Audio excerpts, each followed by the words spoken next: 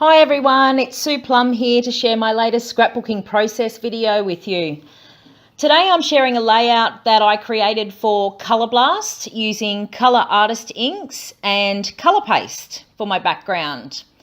The Colour Artist ink colours that I used were Oasis, Calypso, Mermaid and Marine, which are all shades of blue and green. Now, the reason I chose these colours is because I was documenting a photo of my hubby and my son in the pool together, and obviously there was a watery background, and I wanted to try to echo the watery background from the photo through to my background of my page. So to achieve this look, I took the ink and used the droppers to drop the ink directly onto my messy mat. I used the 4 colours and just added little drops around on the mat before putting my cardstock face down on top and just rubbing over it with my hands so that the cardstock would absorb the ink. I didn't pre-prime my cardstock at all to do this because I wanted the colours to remain nice and vibrant. I dried the ink off with a heat gun before I realised that I actually wanted some more colour on the background, so I went back and repeated the process by putting some more ink onto my messy mat and then placing the cardstock over the top again. I also added a few splatters around the page just by dipping a small brush directly into the ink bottle and splattering it around just to give the page more of an organic look. I then took my cardstock and trimmed it down to measure 11 by 11 inches because I wanted to actually mat this onto a sheet of patterned paper. That sheet there is actually a sheet from Echo Park, and it was something that had been sitting in my stash for quite a long time. So I was taking the opportunity to bust a little bit of my stash with this page. I'm sure I'm not the only one that has the problem that, honestly, when I look in my stash, I think I have more paper than I will ever use, but does that stop me from getting more? No, it doesn't. So it's always good to go back, dig through those old supplies and breathe some new life into them. You know, maybe by mixing them with mixed media products or whatever, but just use up those old things. It's a shame for things like that to go to waste. So once I had my ink down on my page, I then went in with some colour paste. Now, the colour paste is one of my favourite, aside from the inks, is one of my favourite products from Colour Blast. These pastes come in 21 colours. And one of my favourite ways to use them is applying them through a stencil. The stencil that I used there is actually from the Crafters Workshop, and it's also an old stencil from my stash. And the reason I chose that one was because it has a very organic look. I wanted to give the page the look of bubbles, but I didn't want anything too structured. So I think that one is actually called Cell Theory. You'll have to check that. I think it's called Cell Theory. So you can see I applied the paste through the stencil and then dried it off with a heat gun. The paste that I use, the colour there is actually called Singin' the Blues, and it's a beautiful, pretty light blue colour, and once you dry them off, you really see the pastes come to life. They develop a sheen and a shimmer, and they're just delicious to use. So with my paste and my ink down on my background, it was then time to add some papery layers where my photo was going to go. And again, I dug into those old Echo Park papers and just cut up some pieces, different shapes, different sizes, and also that cute little fish border strip there. I figured it wasn't really probably going to get used any other time, so what better way to use it than on a water-based page. On top of the paper, I also added a little piece of a transparency. I believe that is a Hambly Screen Prints one. And I added some pieces from a die-cut glitter frame that I actually cut with my Big Shot. I just cut it in half, and I'm adding half either side of the photo just to help frame it and help that photo to pop. So fiddling around with all the pieces, getting them exactly where I want them to go, and again coming in with my stapler because I love my stapler. So once I had all those pieces in, I was looking at it thinking, okay, where am I going to go next? I really thought the page needed some extra texture.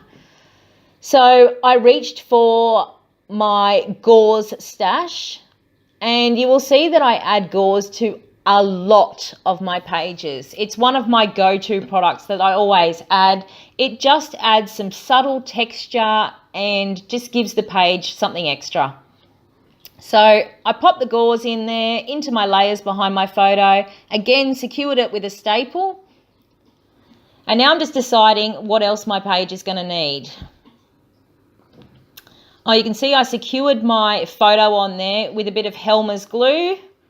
I always use glue, and I always pop my photos up on a bit of cardboard as well, just to help pop them up from the page.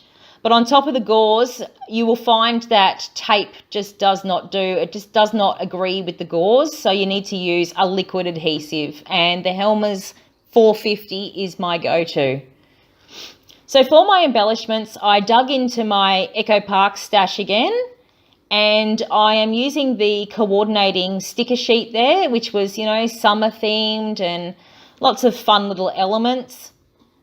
I added a few stickers around the page just to help frame the photo. And you can see I've also added a heart embellishment there. That's a handmade embellishment from Charms Creations. I love, love, love using the hearts from Charms Creations. They're really unique. Every one of them is handmade. And yes, she does ship internationally. So make sure you look her up. I will pop the link to her store below. So now I'm looking for something to use as my title. I'm actually going to use a wood veneer title that is from Kinder Creations. It just says Happy Days. But I didn't want to leave the Happy Days title just as raw wood veneer. So I went back with my marine colour artist ink and just a little brush, and I'm just brushing on the ink directly onto the wood veneer. The wood veneer soaks up the colour really well, and then I just flipped it over, mopped up any excess ink from the messy mat with the wood veneer, and then dried it off slightly with a heat gun. I didn't think that the words actually popped enough. I thought they blended in a little too much. So I went back in with a fine tipped white paint pen and just added a few little highlights to the words, just so that you could see the letters and it was easier to read. I then went back in with a clear colour shimmer brush marker, which is also from Colour Blast, and that's simply some shimmer that I'm adding to the letters. It just gives it another level of dimension and just helps it pop from the page, makes it pretty. These brush markers come in other colours. You can get them in gold, you can get them in silver, but I really like using the clear one. That's my favourite because you can add shimmer to something without actually having to add any extra colour. So I'm just going in now with some embellishments from Cocoa Vanilla Studio. These ones are from the Hello Sunshine collection. They're just some cute little resin hearts that I've added. And I'm now going in with some of the stickers from the Hello Sunshine puffy sticker sheet. So I'm sticking those stickers on the page, having a look at my layout, wondering what else it needs. You can see I'm adding my title directly onto my photo. Anyone that already knows my work knows that I like sticking things directly onto my photo. So I've just added the title onto the edge of the photo there, using Scotch Tacky Glue in my fine line bottle. And now I'm coming in with some enamel shapes, which are also from Cocoa Vanilla Studio. Oh, and you can see the flare button that I've added there too, which is on top of the heart. That's also from Cocoa Vanilla Studio. So now I'm wondering what my page needs to finish it off. And of course, for me, that answer is splatter. So in I went with my marine colour artist ink and just a fine brush. And I'm just adding some splatters randomly around the page. Drying it off with a heat gun. And then I'm going to mount that background onto the pattern paper that I selected earlier. It was a pretty easy one for me today. I'm pretty happy with how quickly this page came together, and I'm very happy with how it looks as well. I hope you've enjoyed my process video today. I will pop all the links to all the products down in the comments below. Thanks so much for watching. Bye.